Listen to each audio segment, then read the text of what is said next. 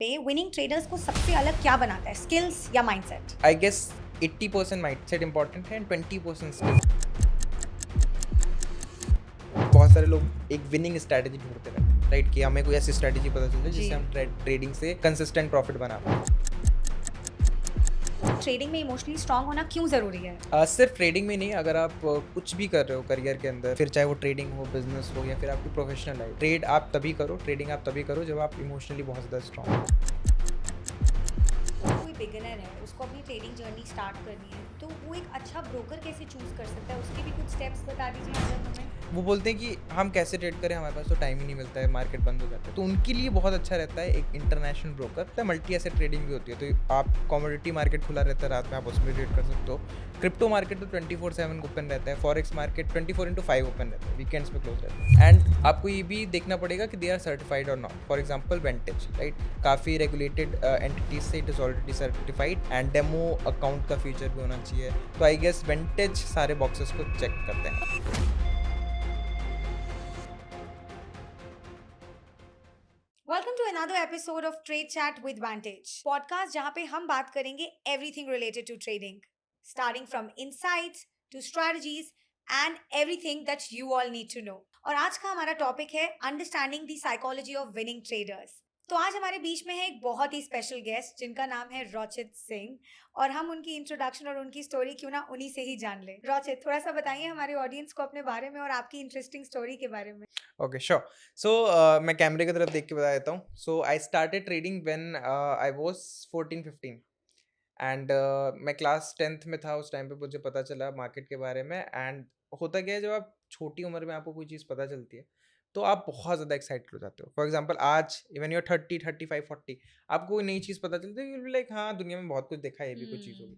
मैंने trading word ही नहीं सुना था, स्टॉक मार्केट वर्ड नहीं सुना था, एंड मुझे पता चला कि ट्रेडिंग नाम की भी एक चीज़ होती है जिसमें आपको स्क्रीन के सामने बैठना होता है, कुछ तो करना होता है एंड फिर आपके अकाउंट में पैसे आते हैं। मुझे इतना ज़्यादा एक्साइटमेंट हुआ एंड फिर वो छन से जो टूटा एक सपना वाली चीज़ हुई कि अरे यार, इसमें तो लॉसेस भी होते हैं। फिर पता चला कि आपको सीखना पड़ेगा, तो फिर अच्छे से सीखा। आई स्टार्टेड इन 2019 के मैं पता चला, क्योंकि उस टाइम पे आप अकाउंट नहीं खोल सकते हो इफ़ यू आर नॉट 18। तो मम्मी को बोला कि मम्मी आप ओपन करा दो। पहले तो उन्होंने मना करा कि स्टॉक मार्केट क्या चीज़ होती है, बट मैंने धीरे धीरे कन्विंस करके मैंने कहा मम्मी अकाउंट खुलवा दो। तो उन्होंने अपना डिटेल्स दी, मैंने अकाउंट खोला, फिर स्टार्ट करा। तो अब करीब 5 साल हो चुके हैं। स्टार्टिंग करी थी कुछ लॉसेस से, क्योंकि कुछ पता नहीं था, फिर स्टॉक मार्केट के बारे में सीखा। स्टार्टिंग मैंने इंडियन मार्केट से करी थी, बट अभी मैं क्रिप्टो भी करता हूँ। ग्रेट, बहुत इंटरेस्टिंग जर्नी है। और मुझे लगता है कि आपकी जर्नी को थोड़ा सा और डिकोड करेंगे हमारे पॉडकास्ट के क्वेश्चंस के थ्रू। 100%। तो चलते हैं हमारे फर्स्ट क्वेश्चन पर। 100% चलते हैं। क्या आप तैयार हैं ऑडियंस? तो रोचित, मेरा पहला क्वेश्चन है कि ट्रेडिंग में इमोशनली स्ट्रांग होना क्यों जरूरी है? सिर्फ ट्रेडिंग में नहीं, अगर आप कुछ भी कर रहे हो करियर के अंदर, फिर चाहे वो ट्रेडिंग हो, बिजनेस हो या फिर आपकी प्रोफेशनल लाइफ हो, आप जॉब भी कर रहे हो, इमोशनली स्ट्रांग होना एज अ पर्सन ही आपको हमेशा आपको ज़्यादा बेनिफिट करेगा। एंड अगर ट्रेडिंग की बात करें तो खासकर होना बहुत ज़्यादा इंपॉर्टेंट है, बिकॉज यहाँ पे जो आपको लॉस होता है या फिर प्रॉफिट होता है, उसे आपको देखने की जो क्षमता है वो अंदर आके नहीं है, तो फिर बहुत ज़्यादा मुश्किल हो जाता है। इसीलिए मैं बोलता हूँ कि ट्रेडिंग आप तभी करो जब आप इमोशनली बहुत ज़्यादा स्ट्रांग हो। So EQ is more important, yup. Right? Great. So emotionally intelligent होना is very very important. So चलते हैं मेरे नेक्स्ट क्वेश्चन पे। विनिंग ट्रेडर्स को सबसे अलग क्या बनाता है, स्किल्स या mindset? I guess 80% mindset important है एंड 20% स्किल्स इंपॉर्टेंट है। बिकॉज अगर स्किल्स की हम क्या बात करें तो दीज वो एक सेट ऑफ रूल्स होती हैं जो आपको फॉलो करना होता है, बट उन सेट ऑफ रूल्स को आप फॉलो नहीं कर पाओगे जब तक आपका माइंडसेट नहीं होता है। फॉर एग्जाम्पल बहुत सारे लोग एक विनिंग स्ट्रैटेजी ढूंढते रहते हैं, राइट, कि हमें कोई ऐसी स्ट्रैटेजी पता चल जाए जी। जिससे हम ट्रेडिंग से कंसिस्टेंट प्रॉफिट बना पाए। एक स्ट्रैटेजी से दूसरी स्ट्रैटेजी भी जंप करते हैं, दूसरी स्ट्रैटेजी से तीसरी स्ट्रैटेजी भी जंप करते हैं, और उन्हें कैसे कोई भी स्ट्रैटेजी मिलती ही नहीं है। अब देखा जाए तो कोई ऐसी होली ग्रेल स्ट्रैटेजी है ही नहीं जो सबको प्रॉफिटेबल बनाते हैं, राइट। अगर एक स्ट्रैटेजी है जो मुझे पैसे बना के देती है, हो सकता है आपको ना बना के दे, बिकॉज आपका माइंडसेट डिफरेंट है। तो स्ट्रैटेजी इंपॉर्टेंट है, आपकी स्किल्स इंपॉर्टेंट है, बट आपका जो माइंडसेट है वो सबसे ज़्यादा इंपॉर्टेंट है। इसीलिए बोलते हैं कि 20% ट्रेडिंग के अंदर आपकी स्किल्स हैं and 80% that is all psychology. Because अगर आप अपने डिसिप्लिन को फॉलो नहीं कर पाते हैं, जो भी आपके सेट ऑफ रूल्स हैं, फॉर एग्जांपल अगर आपने सोचा है कि I will exit the stock at 90, तो अगर आपका 89 पे स्टॉक आता है तो आपको लगता है कि चलो स्टॉप लॉस हटा देते हैं, मे बी हो सकता है 92 लालच। लालच 88 पे। अब एक पता नहीं होपफुल हो जाता है इंसान एकदम से कि नहीं कुछ तो बदल जाएगा, अभी कुछ तो अच्छी न्यूज़ होगी कि वापस से मेरा स्टॉक वापस आने वाला है। तो अगर आपका माइंडसेट इस तरीके का है, आप थोड़ा सा डर जाते हो या फिर आप थोड़ा ज़्यादा एक्साइटेड हो जाते हो कि अरे इतनी जल्दी स्टॉक मेरा टारगेट तक आ गया है, चलो अब टारगेट और ज़्यादा बढ़ा देते हैं, तो आपका रूल्स क्या कहते हैं, आपके स्किल्स क्या कहते हैं कि भाई एग्जिट ले लेना चाहिए। बट फिर आपका माइंडसेट बदल जाता है, आप थोड़ा सा ग्रीडी हो जाते हो, आपके इमोशंस टेक ओवर कर लेते हैं आपकी ट्रेडिंग के ऊपर, एंड फिर आपके लॉसेस बढ़ जाते तो हैं। इमोशनली और मेंटली दोनों तरीके से हमें डिसिप्लिन रहना पड़ेगा। तो इंटेलेक्चुअली स्मार्ट होना तो ऑफ कोर्स इम्पोर्टेंट है ही सही, जैसे कि आपने बताया, बट इमोशनली होना बहुत बहुत इम्पोर्टेंट है। हाँ। ग्रेट। कुछ ऐसे टूल्स आप मुझे बता सकते हैं जहाँ पे हम लोग ट्रेडिंग सीख सकें, कुछ एजुकेशनल रिसोर्सेज?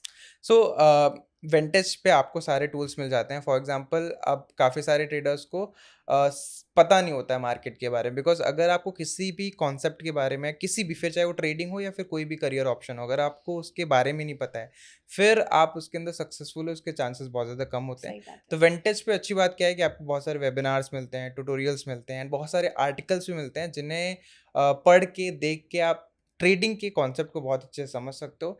एंड इसके अलावा बहुत सारे अलर्ट्स भी मिलते हैं, economic calendar, and there are many tools in on Vantage जिसका यूज़ एक बिगिनर ट्रेडर कर सकता है अपनी ट्रेडिंग जर्नी में बेटर करने के लिए। तो अभी हम काफ़ी देर से बात कर रहे हैं ग्रीड और इमोशंस के बारे में, तो मुझे आप एक चीज़ बताओ, फोमो और इमोशनल ट्रेडिंग से कैसे बचा जा सकता है? शिवांगी जी, कुछ चीज़ें हैं जिनसे आपको परेशान होने की ज़रूरत नहीं है, उन्हें एक्सेप्ट कर लेना बहुत ज़्यादा ज़रूरी होता है as a human. For example I am a male, तो मैं अपने लड़कों की बात करूँगा।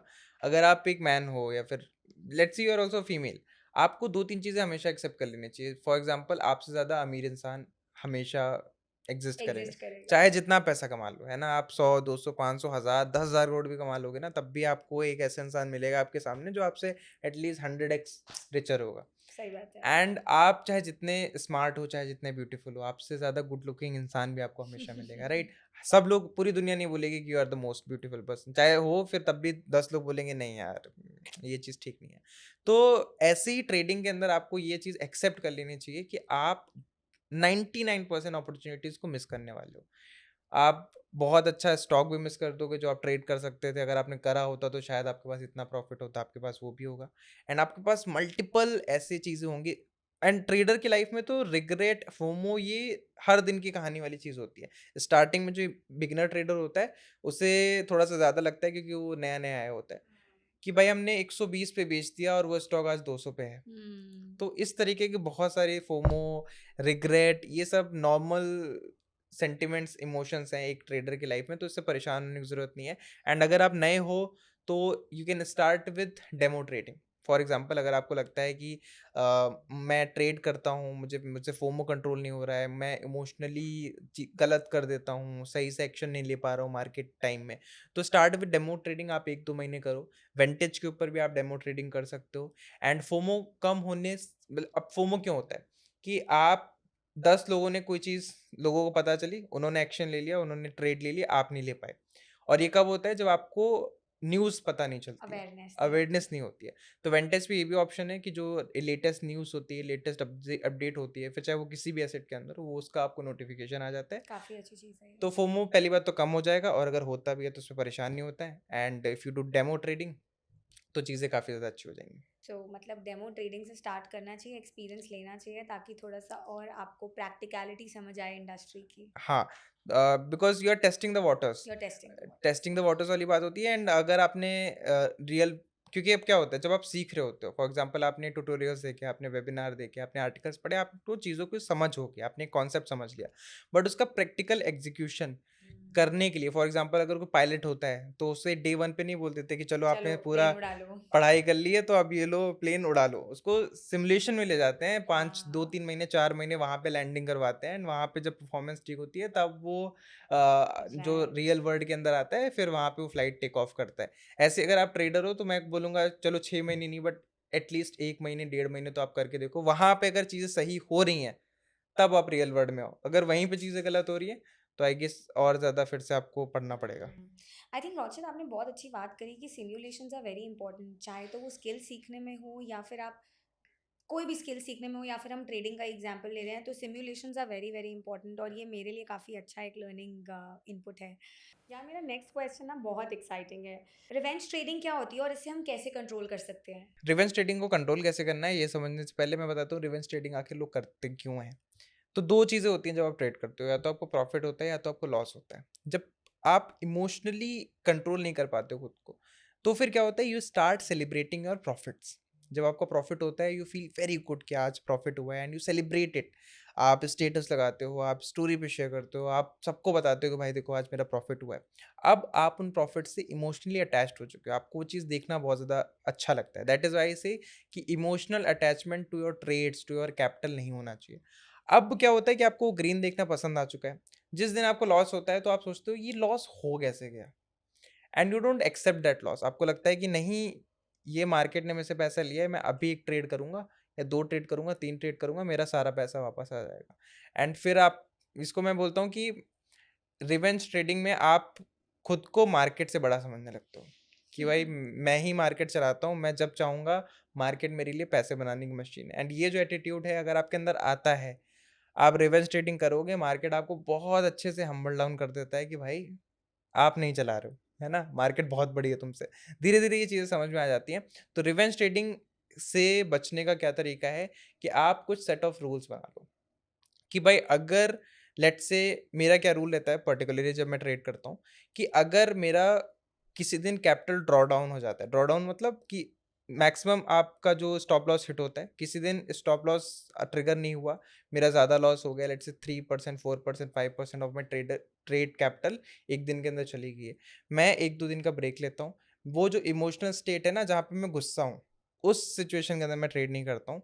एंड उसके बाद मैं फिर से मार्केट के अंदर आता हूँ, और मेरा जो उस लॉस को रिकवर करने का तरीका है, वो मैं ऐसा नहीं करता हूँ कि 5% में 1 दिन में रिकवर करूँगा।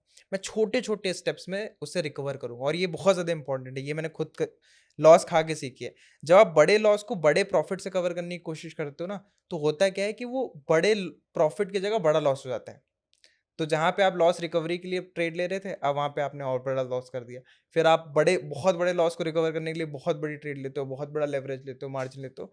फिर आप उस लूप होल के अंदर फँस जाते हो, कैपिटल धीरे-धीरे ड्रॉ डाउन हो जाता है।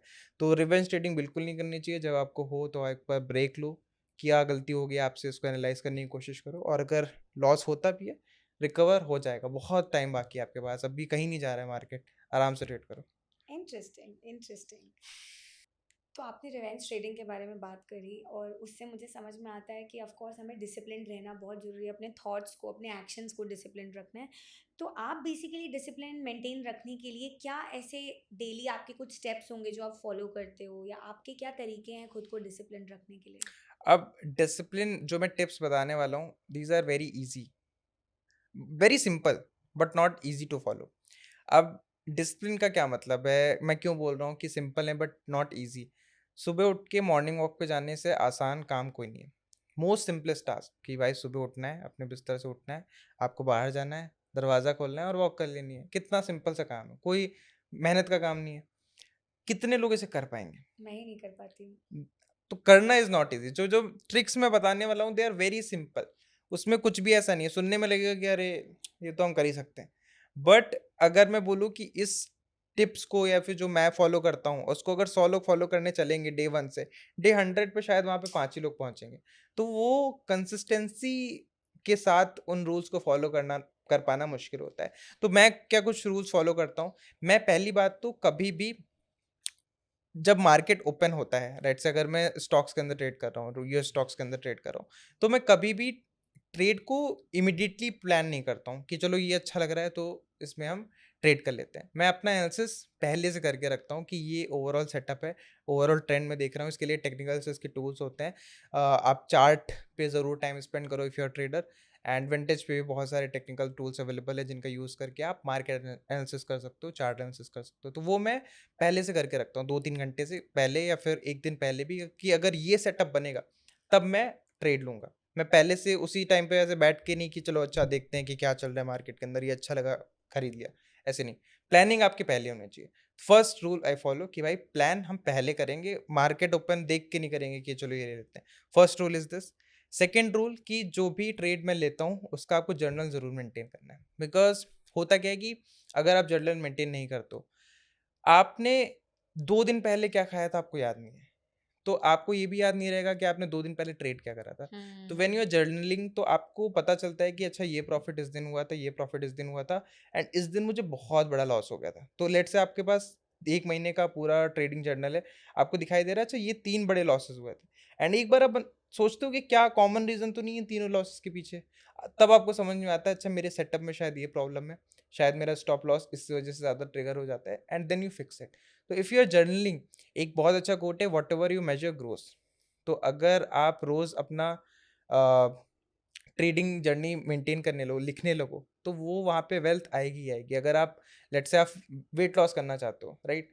आप कुछ नहीं करो, हर दिन अपना वेट मेजर करो, राइट? जब आप मेजर करोगे तो आपको लगेगा कि यार आज इतना हो गया, then you will take active efforts कि यार चलो आज ये नहीं खाते हैं या फिर चलो आज एक्सरसाइज कर लेते हैं। तो जब आप ट्रेडिंग जर्नल भी मेंटेन करते हो तो वहाँ पे भी सेम फीलिंग आती है कि अच्छा आज ये लॉस हुआ है तो क्यों हुआ है, इस पे आप थिंकिंग ज़्यादा करते हो। तो second rule is that journaling and तीसरा, मैं कभी भी बहुत ज़्यादा इमोशनली अटैच नहीं होता हूँ अपने प्रॉफिट से, अपने लॉस से। अगर जैसे आज के दिन मेरा प्रॉफिट हुआ है, लॉस हुआ है, कोई भी नहीं बता सकता। ऐसा नहीं है कि आज मेरा प्रॉफिट हो गया है तो मैं बहुत खुश हूँ, मैं बोल रहा हूँ अरे आज मौसम कितना अच्छा है, आज तो चिड़िया चहचहा रही हैं, ऐसा कुछ नहीं होता है। और ऐसा भी नहीं कि लॉस हो गया तो फिर मैं एकदम चिड़चिड़ा हो गया हूँ, यार मेरे से बात मत कर। तो इमोशनली अटैच्ड बिल्कुल भी नहीं होना चाहिए और वो मैं भी नहीं होता। तो 3 टिप्स हैं। फर्स्ट, आप प्री प्लान करो हमेशा अपने ट्रेड को। दूसरा, हमेशा जर्नलिंग। जर्नल करो एंड तीसरा, अटैचमेंट मत डोंट रखो, गेट अटैच्ड। इमोशनली अटैच्ड मत हो जाओ अपने ट्रेड से। या इंटरेस्टिंग, काफ़ी काफ़ी रेलेवेंट पॉइंटर्स थे और मुझे लगता है कि बहुत बेसिक हैं, एज आपने बोला कि बहुत सिंपल और बेसिक है, बट फॉलो करते वक्त हम सबको लगेगा कि यार ये क्या करने की ज़रूरत ही क्यों है, इसको करने की क्यों कर रहे हैं, ऐसे ही करते हैं। So I can relate to it, मतलब being a skills coach I can relate what you are trying to say कि सिंपल चीज़ें ही सबसे कॉम्प्लिकेटेड हो जाती हैं लोगों को फॉलो करने के लिए। एंड अगर आप ओवरऑल यूनिवर्स में भी देखोगे तो जितनी भी चीज़ें हैं they are very simple. For example, हाँ। If you want happiness, if you want peace, आप आधे घंटे मेडिटेट कर लो। ये बात सबको पता है, कोई नहीं करता है। आपको अगर अच्छा नहीं लग रहा है, आप 1 घंटे एक्सरसाइज़ करके आ जाओ, आपको अच्छा ही लगेगा, राइट? आप अगर हेल्दी कुछ खाओगे तो आपको अच्छा ही फ़ील होगा। अच्छा है फिर होगा। नॉर्मल सी ऑब्वियस यूनिवर्सल ट्रुथ वाली चीज़ें हैं कि जो करोगे तो होगा। तो वैसी चीज़ें फॉलो करो पर तो आई होगा। थिंक आप सही कह रहे हैं, लोग थोड़े इम्पेशेंट हो जाते हैं, उनके इमोशंस बहुत अनस्टेबल हो जाने लगते हैं। तो मेरा नेक्स्ट क्वेश्चन इसी के ऊपर है कि आपके हिसाब से पेशेंस का रोल ट्रेडिंग में कितना ज़रूरी है और कितना ज़्यादा काम आता है? सो मार्केट के अंदर पेशेंस एंड मनी, मतलब पेशेंस को मैं रिप्लेस करूंगा with time. Time and money दो चीज़ें हैं। अगर आपके पास टाइम ज़्यादा है तो भी आप ज़्यादा पैसा बना लोगे, अगर आपके पास पैसा ज़्यादा है तब भी आप पैसा ज़्यादा बना लोगे। तो ये जो रेशियो है ये आपको देखना पड़ेगा आपकी लाइफ में कितना है। For example, if you are young, let's say you are in your 20s, आपके पास एटलीस्ट 30 साल पड़े हुए हैं, ठीक है? तो आपके पास टाइम बहुत है, बट आपके पास पैसे की कमी है, राइट? तो आप धीरे-धीरे पेशेंस के साथ, अगर लेट्स से आप you aim 1% 2% in a month, तो धीरे-धीरे, धीरे-धीरे करके आप पहुँच जाओगे। कंपाउंडिंग बहुत बड़ा मैजिक होता है। Hmm. For example, if I share, चलो स्टॉक मार्केट, क्रिप्टो की बात नहीं कर रहे हैं, मैं गोल्ड एसेट की बात करता हूँ। अब गोल्ड हर साल ऑन एन एवरेज 10% से बढ़ता है। अगर आज 1 लाख का है तो अगले साल 1,10,000 का हो जाएगा, 10 ग्राम गोल्ड की बात कर रहा हूँ। जब देश आज़ाद हुआ था उस टाइम पे 1 किलो गोल्ड की value was around 5000 sorry 45,000 rupees. उस टाइम पे अगर आप पद्मिनी करके एक गाड़ी आती थी वो आप ले सकते थे। एंड उसके बाद 1980s के अंदर गोल्ड की वैल्यू वाज़ अराउंड 1,80,000 करीब। मैं 1 किलो गोल्ड की बात कर रहा हूँ, 10 ग्राम की नहीं। एंड उस टाइम पे शायद आप हिंदुस्तान मोटर्स करके एक कार आती थी, वो आप ले सकते थे। 2004 के अंदर गोल्ड का 1 किलो गोल्ड का प्राइस वाज़ करीब शायद 4 लाख रुपए करीब, आप मारुति ऑल्टो ले सकते थे। 2008 के अंदर आप स्विफ्ट ले सकते थे। 2016 के अंदर आप 1 किलो गोल्ड से फॉर्च्यून ले सकते थे। आज आप मर्सिडीज़ ले सकते हो एंड हो सकता है 10 साल बाद आप लेट्स से रोल्स रॉयस भी ले पाओ। तो ये अगर आप देखोगे तो बहुत छोटी-छोटी ग्रोथ हुई है, साल का 10%। साल के 10% में इतना चेंज आ गया from Padmini to a Mercedes. तो अगर आप महीने का 2% भी टारगेट करते हो, साल का 40% भी टारगेट करते हो, तो इन 10 ईयर्स 15 ईयर्स आप बहुत बड़ी वेल्थ क्रिएट करके ले जाओगे। तो परेशान नहीं होना है, धीरे धीरे चीज़ें बनती हैं। एंड मैं आपको बता दूं, बहुत सारे लोग ट्रेडिंग में इसलिए आते हैं because they think this is the most easiest way to make quick money. Maximum लोग ट्रेडिंग में इसलिए आते हैं कि उन्हें लगता है कि यार अगर मैं जॉब करूंगा तो हर महीने 40,000 रुपये ही मिलेंगे, हर महीने 80,000 रुपये मिलेंगे, अगर मैं बिजनेस करूंगा तो मेरी इतनी ही ग्रोथ होगी। उन्हें लगता है कि अगर मैं ट्रेडिंग करूंगा तो पता नहीं ऐसा क्या हो जाएगा कि मुझे एकदम से बहुत पैसा आने लग जाएगा। तो मैंने बताना चाहता हूँ, stock market is the toughest way to make easy money. तो इजी मनी नहीं है, आपको टाइम स्पेंड करना पड़ेगा, सीखना पड़ेगा, पेशेंस रखना पड़ेगा। जितना मुश्किल, मैं ऐसे नहीं बोलता हूँ, मैं किसी करियर को नहीं बोलता हूँ ये आसान है मुश्किल है, सारे ही मुश्किल हैं। एंड अगर आप ट्रेडिंग को भी ऐसा फुल टाइम प्रोफेशन परस्यू करना चाहते हो तो आपको उतनी ही डेडिकेशन रखनी पड़ेगी, उतनी डिसिप्लिन रखना पड़ेगा एंड उतना ही पेशेंस रखना पड़ेगा। इसलिए भी रखना पड़ेगा क्योंकि शायद रिस्क के चांसेस भी बहुत ज़्यादा हैं, मतलब अगर गेन्स बहुत अच्छे हैं तो लॉसेस भी बहुत ज़्यादा हो ही सकते हैं। So which brings me to the next question कि रिस्क तो कहीं ना कहीं इन्वॉल्व है ही सही, तो रिस्क मैनेजमेंट के लिए आप क्या कुछ ऐसे प्रैक्टिकल हमें हैक्स बता सकते हो, कुछ ऐसे टिप्स बता सकते हो जो कि एज अ बिगिनर मैं ध्यान रख सकूं या एज समबडी मैं फॉलो कर सकूं? दो चीज़ें हैं, पहली तो कैपिटल साइजिंग एंड दूसरा स्टॉप लॉस। दो कंडीशंस अगर आप फॉलो करते हो, दो चीज़ें फॉलो करते हो बिगिनर लेवल पे, तो ये आपको बड़े लॉस होने से बचा लेगी। अब मार्केट के अंदर क्या होता है, small loss, small profit, big profit and big loss, चार चीज़ें होती हैं। Small loss, small profit, big profit, big loss, sorry small loss, small profit and big profit. आपको बस ये ध्यान रखना है कि आपका जो बिग लॉस वाली चीज़ है वो ना हो। छोटा मोटा लॉस तो पार्ट ऑफ द गेम है, बहुत बड़ा लॉस नहीं होना चाहिए, ऐसा डेंट नहीं पड़ना चाहिए जो जिसको रिकवर करने में आपने सोचो, आपने 6 महीने आप कैपिटल ग्रो करके यहाँ तक पहुंचे थे, एक दिन के अंदर आपको ऐसा नहीं होना चाहिए कि 6 महीने की जितनी भी जर्नी सारी आपने करी है वो जीरो हो जाए। तो बिग लॉस अगर ट्रेडिंग जर्नी के अंदर होता है तो वो बहुत ज़्यादा पेनफुल होता है एंड उससे रिकवर करना बहुत ज़्यादा मुश्किल हो जाता है। तो पहली चीज़ आपको कैपिटल साइजिंग अपनी सही रखनी है। फॉर एग्जाम्पल अगर हम बात करें, अगर 10,000 के कैपिटल से आप कोई ट्रेड कर रहे हो, 10,000 रुपीज़ के कैपिटल से ट्रेड कर रहे हो, उसका अगर आप 10% करो तो दैट इज़ 1,000 रुपीज़। अगर आप 1,00,000 रुपए की कैपिटल से ट्रेड कर रहे हो, उसका 10% करोगे तो 10,000 रुपये।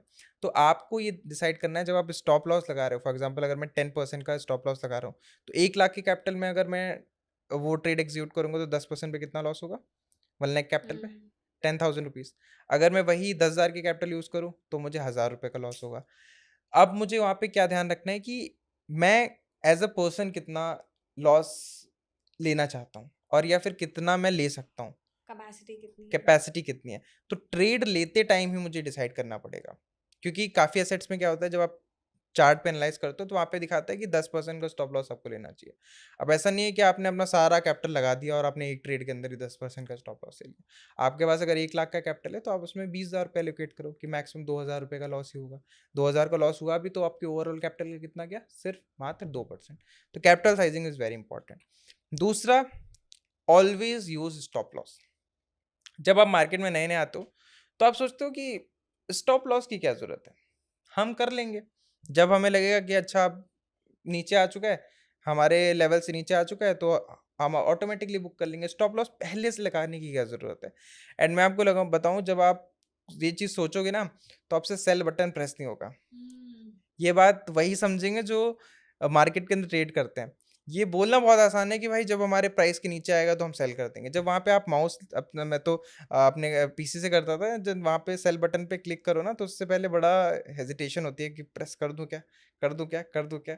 एंड जब आप उसको प्रेस करते हो तो आई फील बहुत पेनफुल होता है, बिकॉज आपका एक बहुत हार्ड एंड मनी वहाँ पे जा रहा है, फिर चाहे वो छोटा अमाउंट हो बड़ा अमाउंट हो, इट डजेंट मैटर, दर्द तो होता है। तो उस सिचुएशन के अंदर काफ़ी लोग क्या करते हैं, वो सेल बटन दबाते ही नहीं। अगर आप दबा देते हो, यू आर वेरी ब्रेव। तो इससे बचने के लिए ये सब आप करना ही क्यों पड़े, always use stop loss. Vantage markets के अंदर भी फीचर है जहाँ पे आप ऑलरेडी ट्रेड लेते टाइम ही अपना stop loss and also take profit, वहाँ भी आपको मैनुअली बुक करने की जरूरत नहीं है कि चलो प्रॉफिट हो गया बुक कर लेते हैं।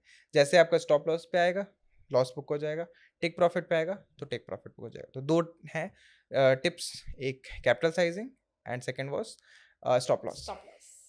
अब समझने की बात हम सभी के लिए ये है कि हमें इमोशंस को कंट्रोल करके रखना है, राइट? तो मेरा नेक्स्ट क्वेश्चन इसी के ऊपर है कि ऐसे कौन से टूल्स हैं जो इमोशंस को कंट्रोल रखने में हमारी हेल्प कर सकते हैं? बहुत इंटरेस्टिंग क्वेश्चन है। ऐसे कौन से टूल्स हैं जो इमोशंस को कंट्रोल करने में हेल्प करते हैं? तो फर्स्ट ऑफ ऑल आपका नॉलेज। अगर आपको किसी चीज़ के बारे में नॉलेज है, तो आपको वहाँ डर नहीं लगेगा। फॉर एग्ज़ाम्पल अगर आपको स्विमिंग नहीं आती है एंड आपको पानी में ले जाके छोड़ दिया जाए, तो आपको बहुत डर लगेगा कि भाई मैं कैसे ही बाहर निकलूँ? और डरने वाली बात भी है कि बस आपको स्विमिंग नहीं आती है। आपको उस चीज़ की इन्फॉर्मेशन नहीं है, आपको वो स्किल नहीं आती है, देन यू विल फाइट मतलब बहुत बड़ा डर आ जाएगा, इमोशंस आपके कंट्रोल में नहीं रहेंगे। अब अगर किसी को मैं पानी में छोड़ दूँ, उसे तैरना नहीं आता है, स्विमिंग नहीं आता है, उसे बोलूँ कंट्रोल योर इमोशंस, भाई नहीं, पॉसिबल ही नहीं है। वो बोलेगा भाई नहीं हो रहा है यार। नहीं हो रहा है। तो जब आप ट्रेडिंग में भी आते हो तो फर्स्ट ऑफ ऑल आपके पास वो स्किल होनी चाहिए, राइट? अगर आपको ओवरऑल पता है कि मार्केट काम कैसे करता है, कब किसी भी एसेट का प्राइस ऊपर जाता है, कब नीचे जाता है, वॉल्यूम क्या होती है, तो सबसे पहले आपको लर्निंग करनी पड़ेगी। ट्रेडिंग ऐसी देखो, ट्रेडर बनना बहुत ज़्यादा आसान हो गया है। आपको अकाउंट ओपन करना है, 24 घंटे के अंदर अकाउंट ओपन हो जाता है एंड आप फंड ऐड कर लेते हो तुरंत एंड आप ट्रेडिंग स्टार्ट करते हो। तो ट्रेडर का जो टाइटल है वो लेने के लिए 1 दिन लगता है। बट जब आप सीखने जाओगे तो आपकी जो लर्निंग जर्नी होगी, जब आपकी वो कंप्लीट होती है, तब आप बोल सकते हो कि आई एम स्किल्ड इनफ कि मैं अब मार्केट में जाके रियल वर्ल्ड में जाके ट्रेड कर सकता हूँ। तो सबसे पहले तो सीखो, वेबिनार्स अटेंड करो, ट्यूटोरियल्स अटेंड करो, आर्टिकल्स पढ़ो and learn about the trading concept, learn about the market and इसमें आपको मज़ा आएगा। ये कोई बोरिंग काम नहीं है। मैं अगर बताऊँ तो ये एकेडमिक लर्निंग जैसा नहीं है, जहाँ पे आप अलजेब्रा के फॉर्मूला सॉल्व कर रहे हो। ये आपको मज़ा भी आएगा सीखने में कि अच्छा मार्केट ऐसे काम करता है, बिकॉज़ आपको उसके maybe you are passionate about it. मुझे तो मज़ा आया। तो पहली चीज़ तो आप करो, सीखो। दूसरा, try demo trading real world में जाने से पहले, बिकॉज़ ट्रेडिंग एक बहुत ही नया कॉन्सेप्ट है। आपके ब्रेन ने कभी उस चीज़ को मतलब प्रैक्टिस करा ही नहीं है। आप जब क्योंकि आज तक क्या होता है आपने या तो पैसे कमाए हैं या तो पैसे नहीं कमाए। आपके पैसे जाते नहीं है if you are not gambling, right? तो मेजॉरिटी लोगों ने तो वो नहीं करा होता है, तो उनका एक चीज़ होती है, या तो पॉजिटिव में जाएंगे या तो जीरो रहेगा। माइनस कभी नहीं देखा कि भाई बैंक अकाउंट में या तो पैसे आएंगे या तो नहीं आएंगे। ऐसा तो नहीं होता कभी कि चलो कोई लेके चला जाए। तो जब पहली बार वो चीज़ होती है तो इमोशनली बहुत ज़्यादा हिट करती है। तो इसीलिए मैं रिकमेंड करता हूँ कि पहली बार आप मत जाओ रियल मार्केट के अंदर। पहले आप सीखो, फिर उसके बाद थोड़ा बहुत डेमो ट्रेडिंग कर लो, maybe for 15 days, 1 month, जब तक भी आपको सही लगे। जब आप कॉन्फिडेंट हो जाओ कि हाँ, अब मैं कंसिस्टेंटली 10 दिन यहाँ पे प्रॉफिट कर लिया मैंने डेमो ट्रेडिंग के अंदर, अब मुझे लगता है कि मैं रियल वर्ल्ड में जाऊँगा, रियल मार्केट में जाऊँगा, मैं पैसा बना लूँगा। देन आपको जाना चाहिए रियल मार्केट में एंड फिर वहाँ पे आप ट्रेडिंग स्टार्ट करो एंड वहाँ पे आपके इमोशंस कंट्रोल होंगे, बिकॉज़ आपको उस मार्केट के बारे में पता भी है, आपने डेमो ट्रेडिंग भी कर ली है, नाउ यू आर प्रिपेयर्ड। अब आपने स्विमिंग सीख भी ली है, और ऐसा नहीं है कि आपने स्विमिंग यूट्यूब की वीडियो देख के सीखी है, बिकॉज़ इट तैर इज़ के अ सीखी है। Practical skill, right? तो आपने सीख भी लिया है, उसको डेमो अकाउंट में ट्रेड भी कर लिया है, आपने उसको बैक टेस्ट भी कर लिया है कि हाँ, मैं डूबूँगा नहीं। अब अगर मैं आपको पानी में ले जाके छोड़ूँ, तो शायद आप पैनिक नहीं करोगे। वहाँ पे आप अपने इमोशंस को कंट्रोल कर सकते हो, बिकॉज़ आपने सीख लिया, अपने स्किल पे काम कर लिया। आपके केयर से स्ट्रांग हो गया, नॉलेज, स्किल और एटीट्यूड आपका स्ट्रांग हो गया है। Nice, interesting. काफ़ी काफ़ी रेलेवेंट आपने पॉइंटर्स बताए। मुझे लगता है मेरी तो हेल्प हो ही रही है, बट हमारी ऑडियंस की भी साथ साथ काफ़ी हेल्प हो पा रही है। ऑलराइट, अक्षय, तो एक बात बताइए कि कोई बिगिनर है, उसको अपनी ट्रेडिंग जर्नी स्टार्ट करनी है, तो वो एक अच्छा ब्रोकर कैसे चूज़ कर सकता है? उसके भी कुछ स्टेप्स बता दीजिए आज आप हमें। तो अगर आप एक ब्रोकर चूज़ करना चाहते हो, सबसे पहली चीज़ आपको देखना चाहिए कि आपको एक डोमेस्टिक ब्रोकर चाहिए या फिर आपको एक इंटरनेशनल ब्रोकर चाहिए। तो इंडिया के अंदर अगर आप देखोगे तो काफ़ी सारे ब्रोकर्स हैं, बट इंटरनेशनल ब्रोकर्स का प्लस पॉइंट क्या होता है कि आप उसमें मल्टी एसेट ट्रेडिंग कर सकते हो। मतलब आप उसमें स्टॉक्स भी ट्रेड कर सकते हो, आप उसके अंदर क्रिप्टो भी ट्रेड कर सकते हो, आप उसके अंदर मेटल्स भी ट्रेड कर सकते हो एंड जितने भी एसेट्स अवेलेबल हैं सब ट्रेड कर सकते हो। इसका फ़ायदा क्या होता है, काफ़ी सारे लोग होते हैं जो जॉब करते हैं, 9 टू 5 उनकी जॉब होती है। अब अगर वो जॉब के अंदर अपनी ट्रेडिंग करेंगे तो फिर भाई उनका काम नहीं होगा। तो सिंपल सी बात होती है कि उनके पास, वो बोलते हैं कि हम कैसे ट्रेड करें, हमारे पास तो टाइम ही नहीं मिलता है, मार्केट बंद हो जाता है। तो उनके लिए बहुत अच्छा रहता है एक इंटरनेशनल ब्रोकर। काफ़ी कम लोगों को पता है इंडिया के अंदर, बट इंटरनेशनल ब्रोकर्स में क्या होता है, मल्टी एसेट ट्रेडिंग भी होती है। तो आप कमोडिटी मार्केट खुला रहता है रात में, आप उसमें ट्रेड कर सकते हो। क्रिप्टो मार्केट तो 24/7 ओपन रहता है। फॉरेक्स मार्केट पूरे वीकडेज 24/7 ओपन रहता है। 24/7 नहीं, 24/5 ओपन रहता है, वीकेंड्स में क्लोज रहता है। तो इंटरनेशनल ब्रोकर का सबसे अच्छा पॉइंट ये होता है एंड उसके अंदर काफ़ी सारे इंटरनेशनल ब्रोकर हैं एंड आपको ये भी देखना पड़ेगा कि दे आर सर्टिफाइड और नॉट. फॉर एग्जांपल वेंटेज, राइट, काफ़ी रेगुलेटेड एंटिटीज से it is already certified. And features भी फिर आपको देखने होते हैं. फॉर एग्जांपल कहीं ऐसा तो नहीं है बहुत ज़्यादा ब्रोकरेज आपसे चार्ज कर रहे हैं, कमीशन चार्ज करता है, ब्रोकर कैसे पैसा कमाता है. If you are a beginner तो आपको ये भी देखना होता है कि भाई मुझे सीखने के लिए कैसे हेल्प कर सकता है. तो ट्यूटोरियल्स होने चाहिए, रिकॉर्डेड लेक्चर्स होने चाहिए, आर्टिकल्स होने चाहिए, एंड डेमो अकाउंट का फीचर भी होना चाहिए. तो आई गेस वेंटेज सारे बॉक्सेस को चेक करते हैं यहाँ पे. और इसके अलावा वेंटेज मार्केट का एक बहुत अच्छा फीचर है कॉपी ट्रेडिंग, जो मतलब मुझे लगता है बहुत ही कम ब्रोकर्स में अवेलेबल है. मतलब मुझे नहीं पता और किस ब्रोकर में अवेलेबल है. तो इसमें क्या होता है कि आप कॉपी ट्रेडिंग का यूज़ करके बाकी ट्रेडर्स की ट्रेड को कॉपी कर सकते हो. If you are not confident enough कि जैसे अब मुझे नहीं कॉन्फिडेंस है कि मैं अच्छे से ट्रेड कर पाऊंगा, बट शिवांगी जी बहुत अच्छा ट्रेडिंग करती हैं, तो मैं क्या करूँगा कि आपकी सारी ट्रेड्स को मैं कॉपी कर सकता हूँ ओह, ओके। डायरेक्टली. तो ये फीचर भी अवेलेबल होता है. तो ये इजी रहता है, मतलब जैसे सपोज अगर मुझे कल स्टार्ट करनी हो ट्रेडिंग तो मैं आपकी कॉपी ट्रेडिंग कर सकती हूँ. हाँ, 100% ऑन वेंटेज. काफ़ी सारी चीज़ें बता दी रोचित आज आपने. मुझे लगता है कि नॉलेज और स्किल्स के ऊपर आपने जो एकदम अच्छे से लाइट थ्रो करी है वो बहुत बढ़िया है और हम सभी के लिए काफ़ी हेल्पफुल रहेगा. तो before we wrap it up for the day, I have got some rapid fire questions for you. So welcome to rapid fire with Shivangi. मेरा पहला क्वेश्चन है, one quality every trader must have. Consistency. Brilliant. Charts या news, पहले क्या check करते हो? पहले charts. Your guilty pleasure when a trade goes right. कि मेरा प्रॉफिट किसी का लॉस होगा. कॉफी और चाय before a trade. Coffee, black coffee. One trading habit you'll never give up. One trading habit you will never give up. Not being emotionally attached to my trades. Oh, I love that. ठीक है जी, तो अब बात करते हैं कुछ myths के बारे में. So we are going to play a quick round truth और मिथ्स, और जहाँ पे हम हमारे ऑडियंस के लिए कुछ मिथ्स बर्स्ट करेंगे तो आपको मुझे बताना होगा कि क्यों. हम्म, अगर कुछ सही है तो क्यों है, और अगर कोई मिथ है तो क्यों है. ठीक है. ठीक. मोर screen time means better trading decisions. It is a myth. ज़्यादा स्क्रीन टाइम का मतलब ये नहीं है कि आप ज़्यादा टाइम स्पेंड करो. फॉर एग्जांपल आई नो बहुत सारे इंट्रा ट्रेडर्स हैं जो पूरा दिन मार्केट के सामने बैठे रहते हैं, लॉस बनाते हैं. And I personally know traders जो 2-3 ट्रेड करते हैं हफ्ते के अंदर, and they make a very good amount of money because उनकी रिसर्च ज़्यादा अच्छी होती है, उनका लॉजिक ज़्यादा अच्छा होता है. One bad trade can रूइन your entire career.